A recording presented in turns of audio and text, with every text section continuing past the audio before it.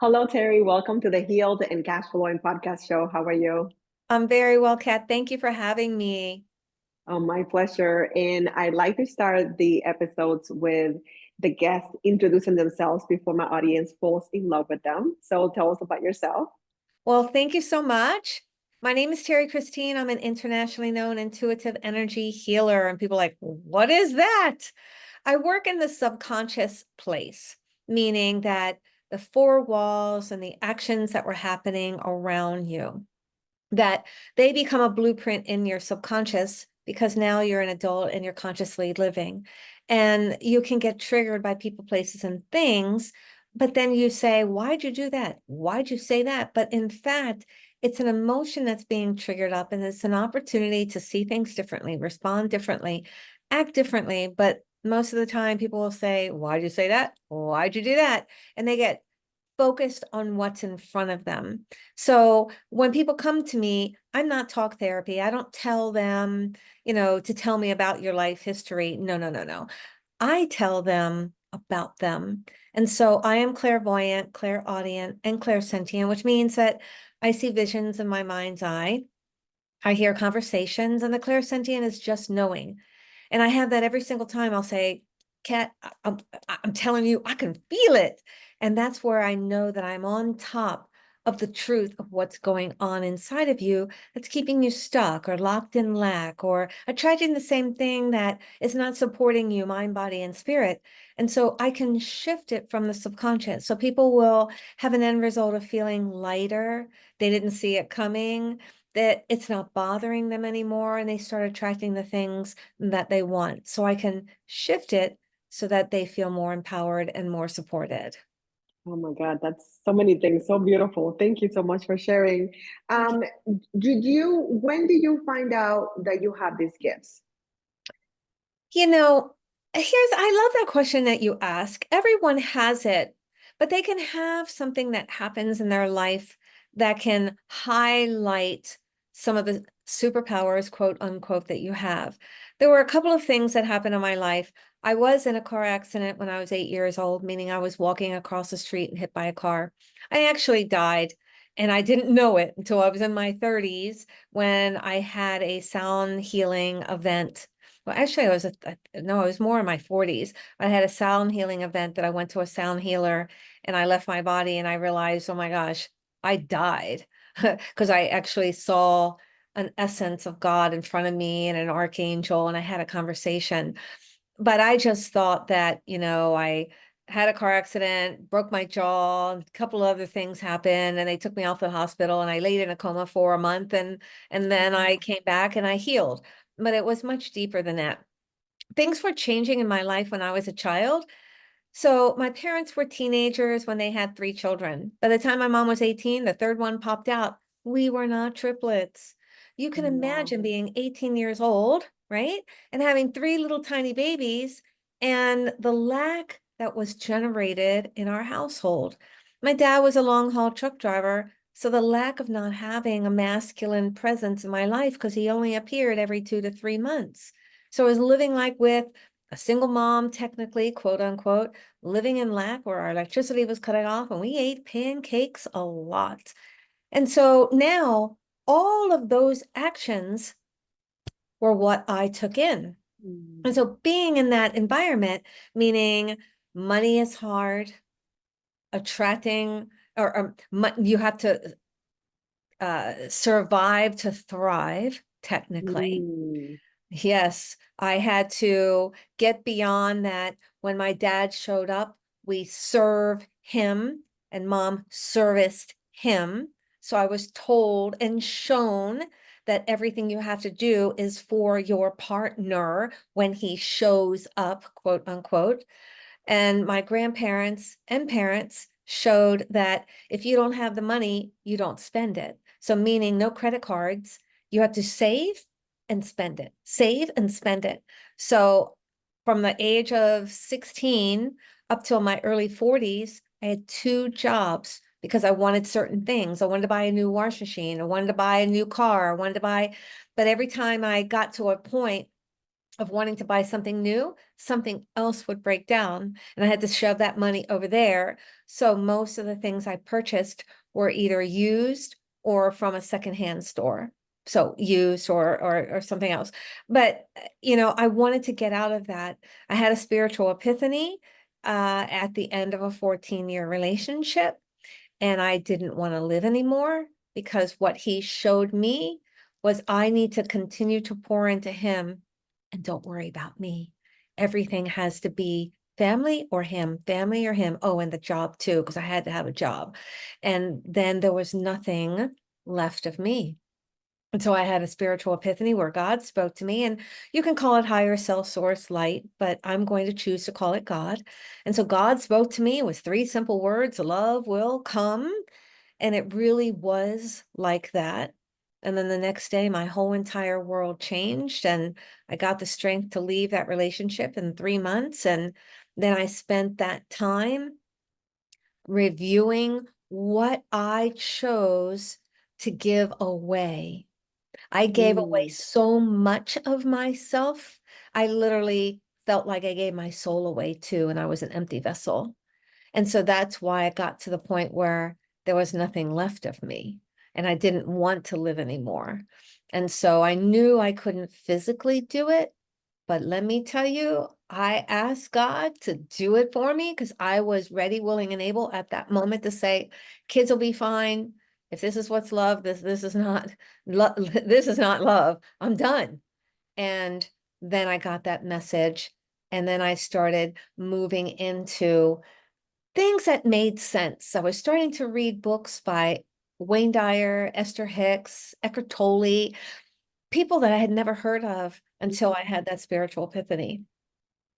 Those books made sense. It allowed me to see life differently from the inside. And once I realized that there was so much in me that I was giving away to everyone else, I started reeling it all in. Now, it took many years. However, I had to see my own weaknesses that I wanted to turn into strengths. And to this day, that's why I'm an energy healer. Oh my God, that is amazing. And you have no idea. I had another interview yesterday, and the person was sharing her story. And I'm going to tell you that these episodes are going to come back to back, and people are going to think I screened you guys and wanted to have this theme for the podcast. But what I'm noticing, the reason why I have this podcast show Yeah. is because these conversations need to be had. And it seems like women our age, our generation, were not given choices, and they were sold this amazing deal and package that was not a good deal for us, where Right. I always tell my friend, everybody should have a wife because wives are incredible, right? It's a good deal for whoever has the wife, not such a great deal for the actual wife. Right. It's incredible. So I love, before we talk about that, I wanted to say, you said people get triggered by People, people, places, and places, and things. things, and they Yes. don't realize it's an opportunity. So, and Yes. let's talk a little bit about that. So, how can we start seeing it as an opportunity instead of being triggered and being upset that that person did that to me? Yes. So here's a perfect example. I had a client today, and I saw her a year ago, and she came back and she said, I've changed everything what you said in October of last year, but I'm still stuck in this one part. And I said, okay. And I closed my eyes and I saw one hand had casserole dishes, but 4 of them that were rotating in a circle. And they were large, so I knew it had to do with family event, and I knew it had to do with holidays because it was coming up. On her left hand, she had 3, the right hand, she had 4. And I said, I'm going to ask you a question. And I said, and I described these casseroles, and I said, it's telling me it's family event, and you have multiple things that are being presented to you, but you don't know which one to choose. But it's about family and it's about the holidays. She says, I have 3 opportunities. One I'm doing, but I don't want to do it. Wow. The other 2 is I want to do that one, but I also want to spend time with me. I want some time for me. So when I said, why are you, when I said, no, no, hold on, take the why out. I said, what is the purpose in you doing something that you're saying you don't want to do, but you have these two other opportunities that you do want to do? Like you could be with this one family member half a day, and the other remaining half of the day is for you. I said, if you're so concerned about what is going to transpire by you creating and stating a full sentence, and a full sentence is N-O, no, I said, you're reclaiming your purpose, your desire, your happiness, what makes your soul sing. I said, you can carve out another time for this other individual. And then I said, let's take it deeper.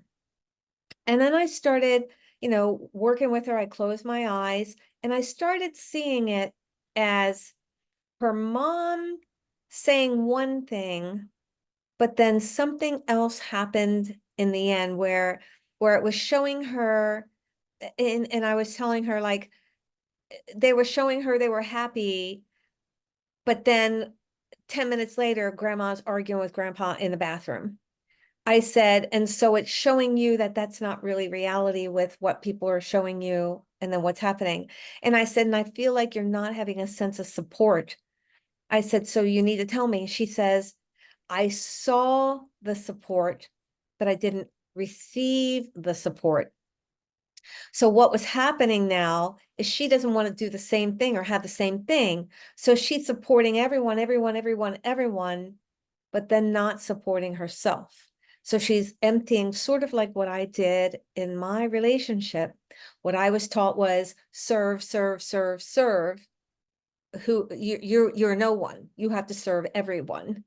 And so then I turned that into my relationship, and then I didn't want to live anymore, so much so where she is so miserable that she's not procrastinating, but she's fearful of making decisions because of everyone else, Mm. right? So it can be so profound, but yet so simple in your childhood. I never mentioned about physical or emotional abuse because she didn't have that.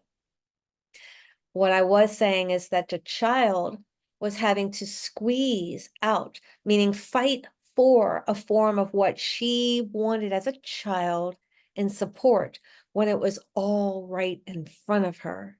So she had to work harder. And to work harder, you have to be present and give more to be harder, to do harder. And that's why she was giving away her soul, her happiness, instead of saying, no, I don't want to go to this family event. I want me and this other family event. I told her once she steps up, because family can be house and family or a foundation. And once you make a decision on that foundation, then everything else shifts with it. She was saying, well, I haven't been able to move. I haven't found anything. I said, well, moving and a home is a foundation, but your focus in your upbringing was your family. That was the rock. So now you're anchored into pleasing everyone else. And until you make the decision to use the full sentence of no, then you will find the house, your personal foundation, and your career will shift as well. So powerful, so powerful, so dead on, because I'm feeling that a lot of women, many of us are waking up close to, I'm 48 and a half, and I think women sometimes we wait, or I don't know if we wait, or it's just that we give less fucks, or is that we are awakening to what is real. But we are waking up to the fact that we can say no, that we can pour. I was saying that yesterday, that the most selfless thing we could do is to pour to ourselves first and give from a place of I'm full, instead of being completely drained and then trying to serve you. Right. And when you said waking up, sometimes people think, I have to have a spiritual epiphany, or I have to have this major catastrophe to make me catapult me to the next thing. No, waking up is saying, I'm tired of being sick and Mm, tired. yes. I don't want to be in the space of constantly caring for so much of everyone else because you are someone, my friends, because a person will say, well, somebody else or they all. And I'm like, but you are they as well. You are part of all of that and more. You are someone and they and them. And so, but we separate ourselves thinking that's they and that's them. Well, we're that too. And when you realize that and say, okay, separate yourself from what you were trained of what you look at, meaning your childhood, as selfish. Because even as young as you being at the table, you're 6 years old, grandma makes cookies, everyone runs to the table, you grab one and there's one left, you're told, don't take the last cookie. And that's being selfish, where you really want that cookie.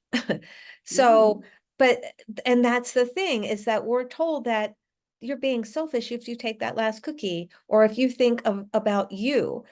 But when you think about you, it's this love that comes out like a beam, right? And when you're saying, I love myself so much that I want to go to dinner at a certain place. Now, if you're saying it every single day, that's a selfish thing, because there's this fine line between self-love and then taking too much of yourself, right? But when you say that, you know, I'm leaving myself behind because I'm going to please everyone else. Well, again, you are everyone else too. That you will find that when, oh, I don't want to have that. When everybody asks, what do you want for dinner? If everyone says, I don't know, well, then say, I want chicken. I've learned, it's a funny thing that I brought that up because I just saw my two children. And what I learned was when they were little, I would say, okay, what does everybody want for chicken? Mom's cooking, because that was what I did. Everyone say, I don't care. So I would make dinner. Mom, we didn't want that. So I got smart and I said, okay, fish, chicken, or meat. So I'd say, all right, everybody, what do you want for dinner? Fish, chicken, or meat? So if I got one of those from them, then I got a head start on what would satisfy them. And then I would make my thing from that. And that would please everyone. But I don't know is not the solution. And I'm glad we're moving into this because that has to do with relationships as well. Because when you're getting the answer, I don't know why I'm angry. I don't know why you do those things. I don't know why I'm doing those things. Well, everybody knows why they're doing it, but they have fear in sharing it. You see? Yeah, and it's something that I was listening to today about the honesty. And I think it's that we started with the whole thing with the cookie that you wanted it, but they told you not to be selfish. I think we received so many messages of don't rock the boat, don't hurt people's feelings. Um, and then we internalize that, and then we grow up, and then we begin to not be honest.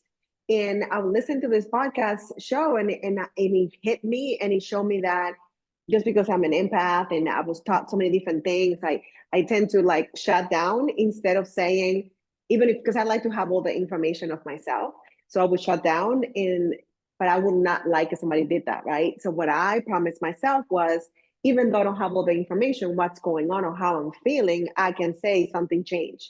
That thing that happened was not cool, and I am digesting. So I can communicate instead of just shutting down and be honest, even if I know the person is not going to like it. Yes. Well, we have to make sure that we communicate with our truth, the honesty that you're saying, without judgment, because that can sneak in with just about all of us when we're saying, well, I feel this and you should have known that. Well, that's judgment. Yeah. Or you should have said it this way. That's judgment. Because we can't interpret what another people feels, their limiting beliefs from their childhood, their feelings of what they crave and desire and what make their heart sing, only the person inside. So when we're speaking our truth, we need to make sure we're pointing at our heart and say, I feel like this, and this is how it made me feel. That's it. That's It's it. not about you trying to tell them how they should have responded or said or acted. That's judgment. Right. So it's not overreacting, because I think sometimes we go to two extremes, right? We don't say anything, we stay quiet, we suffer quietly, and then we have an awakening or figure things out, find our voice, and then we're telling everybody all the things they're doing wrong and how they did us wrong. It's finding Yeah. that happy medium. This is my truth. This is how I feel. And like you said, period. That's it. Don't say That's anything else. right. Because once you add, Kat, that extra caveat of, you did this and you should have acted a different way, then you're starting to trigger their mom and dad Mm, blocks, meaning a limiting belief mm, that what their dad said or acted and their mother and how she acted. And that's why you'll get a lot of couples, you're acting like my mother, or you're talking to me like my dad, because they're being triggered by their own childhood as well, by the actions that you're creating. yeah, so, so true. So I just wanted to go over those things before I forgot, because they were so juicy. So you get to live within 3 months, which is amazing. That relationship, what happens after that? So, it was very interesting. This is going to be real, girlfriend. Please bring it. Very real. So, I did not have any of the love that I was squeezing out of him. Literally, I was Mm, squeezing out of him. So I jumped out of the frying pan right into the fire. So I acted like a single guy. I started like, who's next? Literally, who's next? For 3 months, 3 3. So for 3 months yeah. straight, I had a guy every other night. I didn't even know their names. Like, who's next? Who's next? I was literally taking wet paper and throwing it on the wall and see who stuck. And after 3 months of them not knowing my name and me not knowing their name, sometimes they'd call back and who are you? I'm like, what the fuck? Sorry, but that's how I talk. Like, what am I doing? And I realized that I was looking for love in all the wrong places. You've heard that line, and it's true, because I didn't have it. I was craving it. Someone could just take their finger and touch me, and oh, they love me. It was just like that. And finally, I'm like, this is soulless. So casual sex and casual this, which I see out there in dating land, all this casual stuff is soulless. And I said, I don't want this. I shut it all down. For 5 years, I didn't even talk to anybody other than my children. I didn't associate with anyone other than work. And I just focused. I got up. I started teaching myself how to meditate. I said, ooh, now I was corporate. I was making this company millions of dollars. And I'm like, okay, what's all this stuff that's making sense to me in these books that I'm reading? I had a session with Reiki and I'm like, oh, that made me feel very interesting. Let's have more. So I would have a few more. I'm like, I think I need to step into that because that's making sense. And the Mhm. truth makes sense. Yeah. So I stepped into learning Reiki, which I call it a lily pad of energy work. So I stepped into that lily pad. I got enough of it until I could jump into the next lily pad. And then I took a 9-month course in intuitive development, which was clearing my limiting beliefs and supersizing the trust in me and the connection to God, which allowed me to be where I am. And then all the years, the 19 years of practice, is like, call it on the job training. So I'm constantly playing with my clients. I'm constantly, giving them the deeper connection of what they can't touch in their soul in that subconscious space. And then I shift it. It's not very often that I'm seeing anything new, but when I do, I'm like, ooh, something new. But because they're all patterns, I can figure it out pretty well. But the ultimate goal here, being an energy healer, is to empower our clients, to empower them to feel that life does not have to be lived in struggle and emotional pain and lack, that we can help shift you to a point where you now feel grounded and you now feel that you're empowered to see things differently and act differently and respond differently without judgment, and not taking on somebody else's trauma, and just talking it through with them and holding the space and hugging more and saying, I love you more. I just saw my neighbor just a little while ago, a couple hours ago, and I just stopped at their house and we just started talking. As I was walking out the door, I said, I love you. They started chuckling, because sometimes people get so surprised that when you say you love them, and it's just my neighbors, but I love them for being there for me. I love the person who delivers my mail, who puts the groceries in my grocery bag. I love service providers because they're choosing to be in service for us. So I'm going to tell them I love them. So I'm not picking and choosing who I say I love, because they're doing it for us. So it's a different way. How I live is a lifestyle that I'm helping people to see in a broader way so they can live that lifestyle as well. Yeah, for sure. And I love how you went for decades without pouring into yourself. And then you made this conscious decision. You probably did not know it was going to be 5 years, but you made this conscious decision to pour into yourself, which in turn makes you into this amazing, loving version of yourself, because you made the most amazing selfless decision to love and to find yourself, basically, right? Yes. Yeah, because I wasn't receiving any love from my partner for 14 years. And then when I left him, I'm like, ooh, I have a smorgasbord of all this masculine energy. They're going to love me too. But it wasn't that way.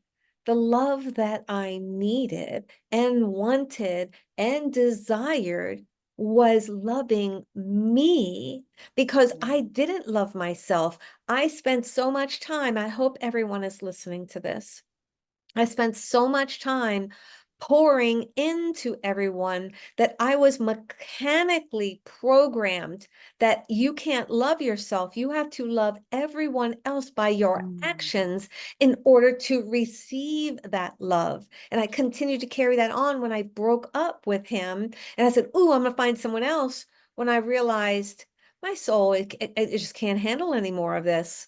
So I finally shut it down. And then that's when I stopped to really see my weaknesses and turn Mm. them into my strengths. Oh, that is so good. Because you cannot love yourself if you don't know yourself. Bingo! And you cannot heal if you don't know what needs healing. It's such an amazing cycle. It's like you're Yes. avoiding looking inside, and that's where all the answers are. I'm sure when you're helping people, and let me know, correct me totally if I'm wrong, that you're telling them things that they already knew, but they forgot that they already knew. That's right. Or it's hard for them to see, like, you can't see the forest through the trees, as the saying goes. And, when I reflected back with my client today to say, you didn't have support. And when she stopped long enough to say, well, I saw support around me, but I never received it, Mm. gives her a false sense of feeling that she was supported, which now in turns, she doesn't want to have anybody else feel like that. So as a child, she decided no one should feel like that because I'm going to make sure they don't. And now she's pouring too much into others. And then she's got to just retract and say, I can love myself first, knowing that I still love others as well. Wow, that just answered something for me, because I never understood. I would see people pouring into people in a very disproportionate way, and I could never understand why, but the way you expressed it is so well. So because I felt that pain, and I want to make sure that you don't feel that, I am gonna self-appoint myself your guardian angel and give you things that you're not even asking me to give you. Then I'm gonna resent you because you're not giving me in return what I want, that you cannot give me anyway. And then we have this cycle of you are not getting what you need, but it's because you're giving to others what you don't have to begin with, and then resenting them for not giving to you what they don't have. That isn't it crazy? But I wish I could say to people that once you see your limiting belief in your subconscious, that you can take care of it yourself. But there's so many caveats to all of that. And that's why I tell people, you can read all the books all day long. You can watch the free videos on YouTube and on the various platforms all day long, but you can still feel stuck. You can still know that dad was an emotionally disconnected person, and you can still feel stuck.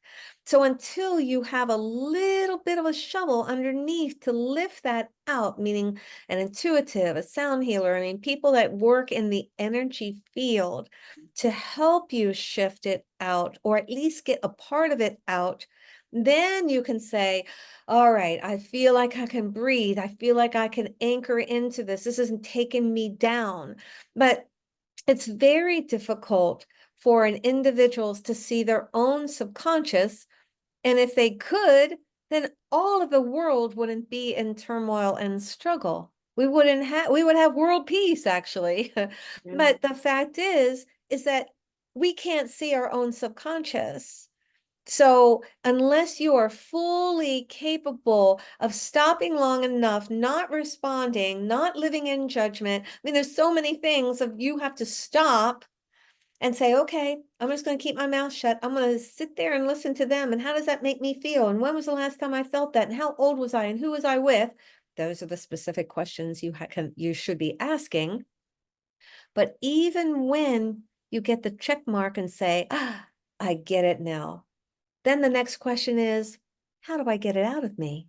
And that's the thing, is that there's so many that think, as I was that person, I can do it on my own. I'm Mhm. going to figure it out and read those books. And I read 1,000 of them, and I'll watch all these videos. And I decided, you know what? It is time now to stop, drop, and roll. Invest into my mental health, my subconscious space, the place where I'm struggling the most, because that's where it is. It's not your conscious space, because you can think it and see it and feel that, oh, I'm struggling, but it's your internal that's struggling, and that's where it's being triggered. And to say, I'm going to stop. And if the regular doctor is not assisting you, or talk therapy isn't assisting you, there are so many alternative ways. Just step in to experience it and see how it can shift and change you for humongously, and take those opportunities instead of saying that didn't work for me, that didn't work for me, so obviously nothing is working for me. No, what is it? Einstein said, if you haven't tried it 1,000 ways, then you haven't tried it 1,001. So good, so good. And I love that. I'm glad you said that, because I know a lot of people get stuck in the a modality, and then they use one or two and then they stop. And there is a modality for everyone. There's so many different Right? ways of getting help. If it's not somatics, it can be hypnosis. If it's not hypnosis, it could be sound healing. There's so many things. It could be Right? yoga. There's so many different things you can try that Yes. works for you if you decide, right? Yes. So one thing that I wanted to ask you, what if someone has this trauma from before, and they're aware of where they're struggling? Obviously, they cannot fix it themselves, but they're stopping themselves because they're too afraid to feel. Right. How, I how do we love help that. someone like that?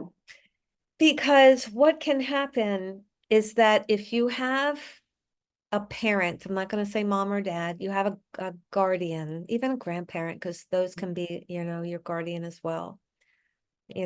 Don't cry. It's okay. Mhm. D- what's another one? Behave yourself. Come over here and be quiet. Sit right here. Don't have emotions. Yeah, yeah. And so they have been trained not to have emotions because it doesn't make you normal. Don't cry. Um, be a man. I hear that from dads to small boys. Yeah. Be a man, suck it up, right? Even though that's a little kid, definitely not a man. Well, the dad, the man to the little boy. So sorry. No, I know, I'm saying, but the man Yes. that is telling the little boy, be a man, that is Yes. literally a child.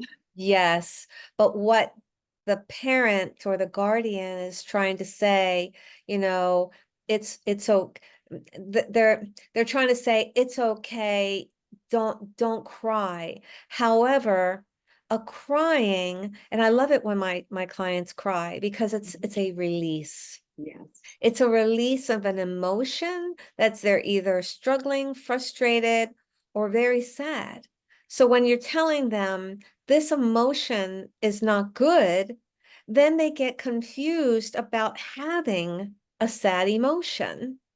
And so just like you said, the fear of having an emotion is because they had a childhood that told them don't have an emotion because it's safer that way.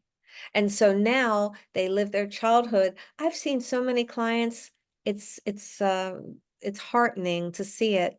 I'll see them laying there and I'll get right on top of their trigger and I can see their lips starting to curl or it's starting to tremble and I see them swallow this big, thick swallow and they just sit there and they breathe very slow because they've taught themselves not to have an emotion. I see it time and time again. And I tell them this is the safest place in the world that you can connect right to it. And it's time to let that go.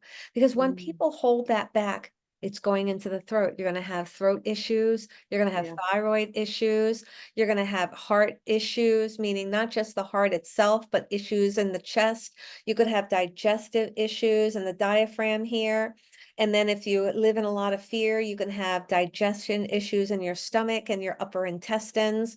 So many things your body will respond to not being able or not allowing, it's not about not being able, but Yeah. not allowing yourself to connect to your full emotion and to know that that is healthy.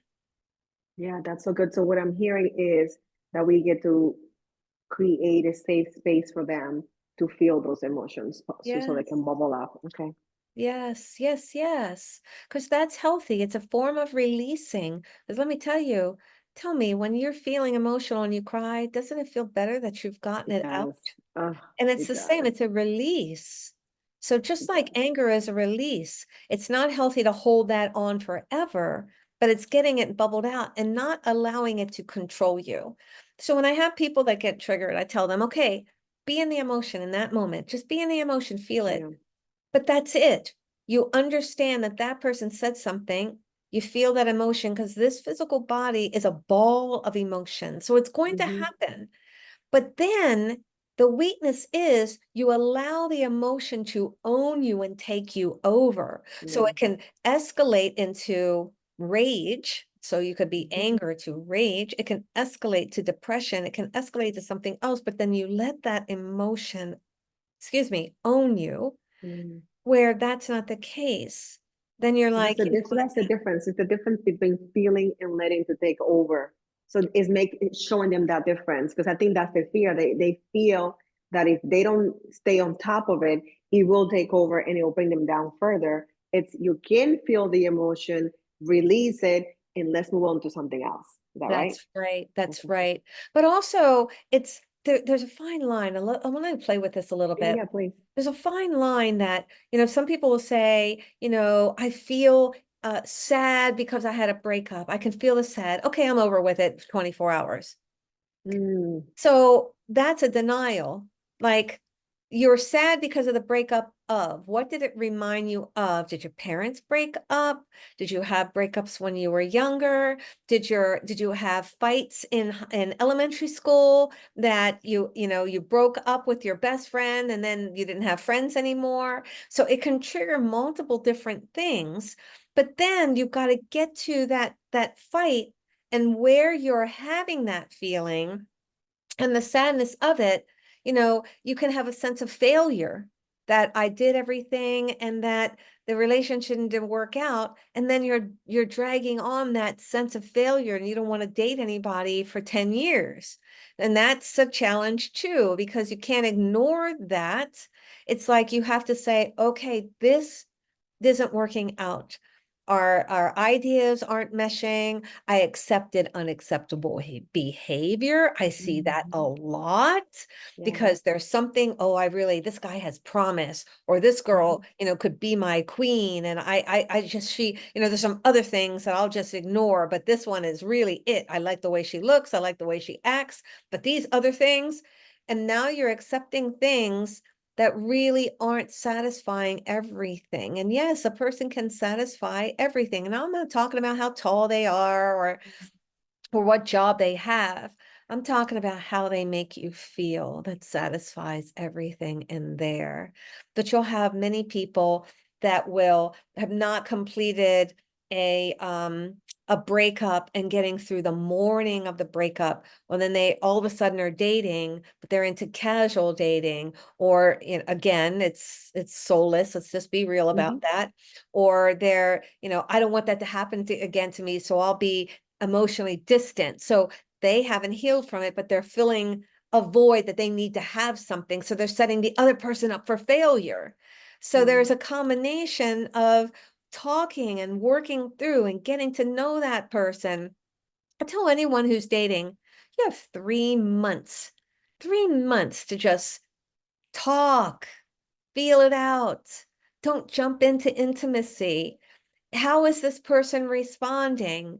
How are you liking? Is there certain things you want? Do you want to have children? If they don't, it ain't going to work. You're not going to Mhm. change them, even though all the fun and activities that you're having. But if they don't want to have children, you got to let that go, because if you want to, you are setting yourself up for failure. And I've Mhm. heard stories, well, but he didn't want to have children. And the longer we dated, and he changed his mind in 10 years. Who 10 has 10 years? That's That's a right. child. That's That's a right. 10-year-old child. That's right. So what you're saying you're stepping into, if you're really wanting, but it's about the feeling, not about, again, how tall they are, what kind of job Mhm. they have. It's Yeah. about how you interact with each other inside, how they make you feel. Are they present for your emotions? Are they there for you to talk you off the ledge? Are they really listening to you when you're asking questions, or they're asking questions to you and allowing you to respond to those questions? Those are so key components that people, this is an example, every time I talk, he answers the questions for me. I said, are you happy with that? No. I said, well, then why are you still with them? Well, it's been a year now. Yeah. That doesn't answer the question of why you're still with the person. And that's a key thing for you, that you want to be able to feel like the person is there for you and present for you. That is so good. You just did so many things. It feels like it's a little mini dating summit or something. Because what I I did. realize is when breakups hurt, I love what you said. What is it reminding you of? Or what Yes. did you build up in your mind this relationship was gonna solve for you? Are you most of the time you're not even missing the person, you're missing the possibility of what that person could you thought was gonna bring. So I think that can bring someone back really quickly from being completely and utterly devastated from a breakup, because more than likely they're not even missing the person at all, Yes. and they can find it quickly. That's right. I'm going to give you a personal, an intimate personal Please, story. I love those. Thank you. So, I met this guy, and it had been so long, long, I'm talking 8 years, that I had felt such excitement just to see him, just to hear him, how he talked to me. The conversations were flowing. I felt like we had known each other for a long time. He looked so great. He had, family, and, it was just so exciting for me. And the more, he would call for a date, and he would call me and ask me if this was good timing for me. So he was asking me, is this good? Instead of saying, let's go on a date and it's 8 o'clock. He would just, do it all. And it was so perfect for me. And then at the fifth date, I sat down and I said, I said, what are your intentions on dating? Because I figured, man, he is calling me and he is feeling me and talking to me and listening to me, letting me answer. Oh my God, it was amazing. And then when at that fifth date, he says, oh, it's casual until it's not. And I'm like, what? And that isn't where I was. No. That isn't Mm-mm. where I am now. I don't, as I say, it's soulless. I've experienced that. I don't, even if it was just for 3 months, I know what it's like. I put my toe in the pool and I'm like, no, no. And so when I'm out there, I want people if they're dating, to want to look to see how much further we can take someone that we've met. And then if it's not working out, then we both come to a mutual agreement and say, okay, Mm. it was really cool, it was great. But then to surprise another one, say, oh, it's just still casual after 5 dates. Now, some people might think that's soon, but when you're seeing each other every week and it's leading into, let's do this and what's next, Mhm. and making you feel like this could be something. And I answered that and I shut it down. I said, no, yeah, I have a lot to think about on this. And that was the last time we spoke. And what I'm saying is that that was a place where you could go left or you could go right, meaning left, some women would continue to date even though casual's not their thing, because they Mhm. would hope the Mhm. possibility, quote unquote, that that could be something that could lead into what they want. Or you could go right, like I did, Mhm. right for me, that's not what I wanted to step into and being casual dating. Now, of course, when you're first starting to meet, you can consider it casual, but it's like an interview. You're getting to know. It's Yeah. a first job. You're starting to learn how you meld into the job and if you like it or not, and if this is going to be long term. But once you start like really, calling each other and getting together and making plans, that you're thinking, oh, this could lead into something that could be long term. And then, at that for fifth date, and he's like, it's casual till it's not. I'm like, huh? What just Mhm. happened? So did I feel I was surprised. Mhm. However, I stuck with my boundary. Yeah. I stayed within what I said in my heart that I wanted, even though I told you all that I was so excited over Mhm. this. And if I felt that after a month that he wasn't even at least trying to see what more we can take into this, and if he's still just casual after that, that's his choice. Some people And want he to be gets casual. to. He Yeah, gets to. yes, yes. And I had to accept his choice, but it wasn't my choice. So I had to choose that wasn't for me. That is so good. Yeah, I think you're helping so many people because on the other side of that is that rush intimacy, which is not intimacy at all. And I have fallen for that before, where they're saying the right things, like this gentleman was doing, and showing up, and even saying the right things, and then they fall in love really quickly. And some people probably do, but the majority probably doesn't, because if you don't know me, you cannot love me. That's just my opinion. Right. And they foster this very fake set for false sense of intimacy, just so they can get what they want. And then once they have that intimacy that they wanted, I have seen that the intimacy is not really there. The intimacy that goes beyond the physical, the intimacy that goes beyond doing things, is the intimacy of, you let me see you. And Yeah. that, for me, I only let people see me that I feel safe and comfortable. If I don't feel Yes. that, you're not gonna see the real me, the real me. Right. And I noticed that people that like to manipulate or try to get things that they haven't earned, they will try to rush the process to bypass your own boundaries and bypass your own systems. And it's up to us, especially us that are sensitive and really understand the how important it is to have people next to you, people in your space and your energy, is to learn your boundaries and stick with the plan.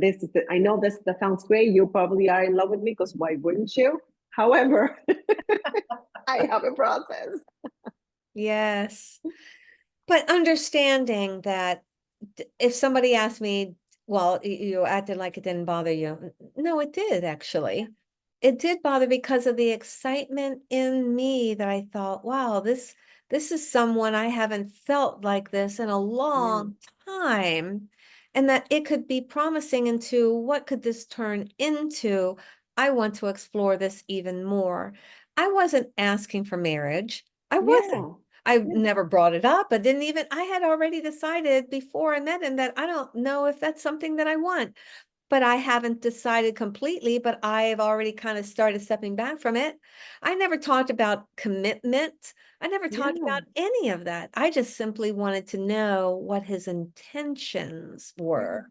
And he was honest. I'm glad that he probably thought he was giving you the right answer. He did not realize that he ended the relationship by stating the truth. It's powerful. Yeah.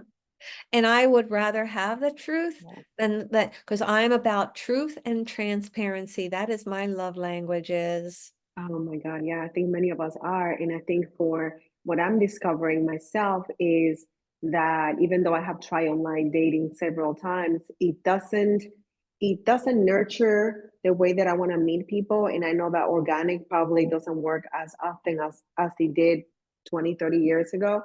But when we're being authentic and we are doing the things that we love, I think that we do attract the right people that are in alignment with that.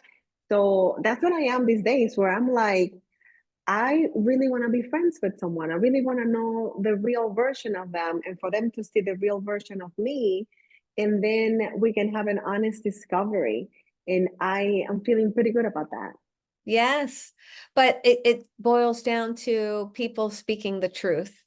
Yes, And, you'll hear, well, I don't want to know that, but I do. I And do. I once do. you live in absolute truth, Yes. then you'll want the truth to be presented to you. And that's actually how I started. I was saying, what will it take for me to have everything truth? I live in the truth, be the truth, own the truth. I want everything in the truth. And so when I work in that subconscious space, it's about being the seeker of the truth. Yeah. And being the truth, because what happens is if we're honest with ourselves, especially women, we know. We might Yes. not want to know, but we know. Even if we have to dig it out from ourselves, deep down we know. And sometimes it's not that deep. Sometimes it's like right there. Yeah, exactly. But it doesn't feel that great sometimes, No. but it's an opportunity to say, okay, what is it that is allowing you to be presented when it doesn't feel good? And for me, I hadn't had that excitement in such a long time. Yeah. I'm like, wow, if it's been that long, that here's a promise, here's an opportunity. And then, was I setting myself up for failure? No, not really, because when I asked him at that in the point of truth at that 5, date mark, then it's okay to say, okay, he's not ready.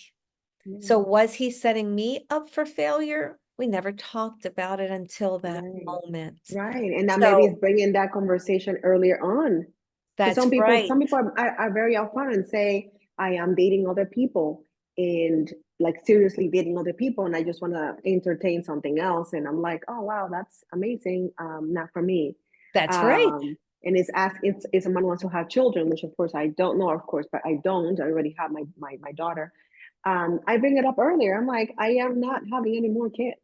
That's Or I don't date people that have young children. Nothing against them. It's just that too. I'm in a Yes. different wavelength. I'm in a different Yeah. type of my time of Life my price, life, life life point. Yes. place, and I don't, and I'm so okay with that. Yes. And I don't judge the people, but I'm like, yeah, I don't want that. Or the same thing with drinking. I don't partake just because I don't want to. I don't judge anybody that does. And then some people will say, oh, I don't drink that much. Just want. I'm like, yeah, that's great. I just don't at all, period. Yeah. And I'm not going to a bar. And it's having that, it's staying with your own boundaries. It's staying with what is it Yes. that you desire and not moving left or right just because he looks really good or she looks amazing or she has an Yeah. amazing rack. It's like, I still want what I want. That's right. And it should be with what makes your heart sing. And it's okay that there's going to be people that aren't at the same point that you are in your life right now, and it's okay. It's interesting that you said, I don't want to date anyone that has younger children. I came to a conclusion myself because most of the time that my children were little, I was a single mom. We were together 14 years, but you know, the Yeah. rest of it before and after, because we had children, but there was a break and then we got together and then we, you know, didn't have them. So, you know, technically I'm like, you know, and then remember, I was the one who was taking care of the kids the Yeah. whole Yeah. entire 14 years. So I felt like a single mom because he didn't do anything to help me with the kids.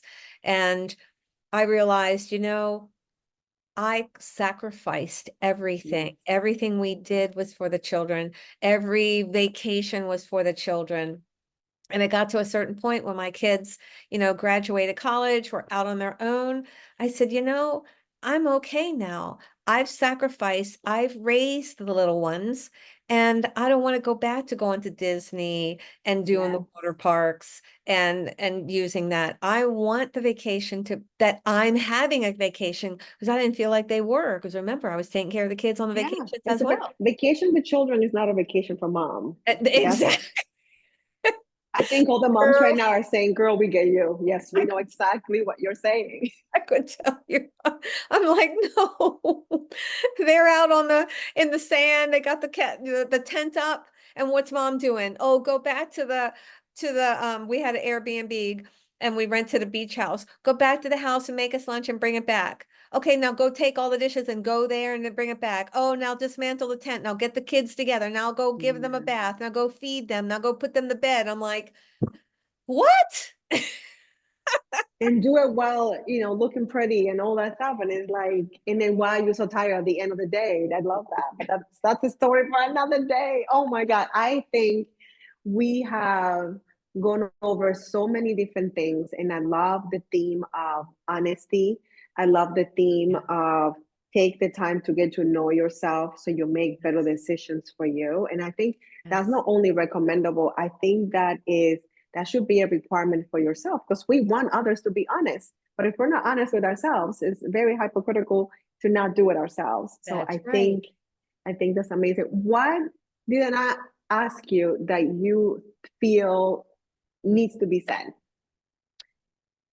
What needs to be said? So, you know, everything I say, I people pay me for through my clients. So when I do podcasts like this, I'm giving the golden nuggets. Mm-hmm. Listen to this podcast and a recording, go back and listen to it again. Take action on the things that I'm saying. Look within yourself. Trust that you can make changes. Utilize someone else to give you a catapult to your next great adventure. Trust more of yourself. Live in gratitude. There's so many pieces of the puzzle, but everything that I've been saying here are golden nuggets to help supersize you out of the struggle, out of the lack, out of this that you can clearly see that are some of your own weaknesses. So please turn them into your strengths. Ah, so good. Did you have anything coming up that you would like to share with our audience? As a matter of fact, I do. Yay! So thank you, Kat. I'm so honored that you allowed me to share everything with your audience, and I know they've gotten something out of this, and I look forward to hearing from some of those. But every first of the month that I do what's called Power Stream, it's a live online group energy clearing.